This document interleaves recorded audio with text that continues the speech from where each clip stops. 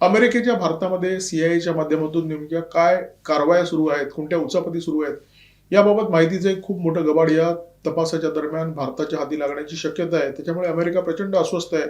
आधी अमेरिकेचे भारतातील राजदूत सर्गिओ गोर या संदर्भात राष्ट्रीय सुरक्षा सल्लागार अजित डोवाल यांना भेटले होते. म्हणजे ही चर्चा झाली की नाही ते उघड झालेलं नाही, परंतु निश्चितपणे या विषयावर चर्चा झाली असणार. आता कोलबी भारतामध्ये आलेले आहेत, ते डॉक्टर एस जयशंकर यांना भेटले आणि त्यावेळी झालेल्या चर्चेमध्ये इराणचा विषय निश्चितपणे असणार. परंतु या वॅन्डिकच्या विषयाची चर्चा झाली असण्याची दाट शक्यता आहे. आता डोनाल्ड ट्रम्प यांना अशी घोषणा करावी लागली की आम्ही जिंकलो. त्याचं कारण काय? इराणी जनतेवर किंवा जगावर मेहरबानी करण्यासाठी, उपकार करण्यासाठी डोनाल्ड ट्रम्प यांनी घोषणा केली आहे का?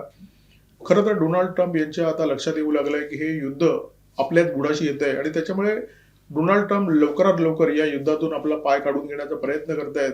अमेरिकेच्या ट्रेझरी डिपार्टमेंटचे आकडे जाहीर झालेले आहेत. हे आकडे आहेत 2024 आणि 2025चे.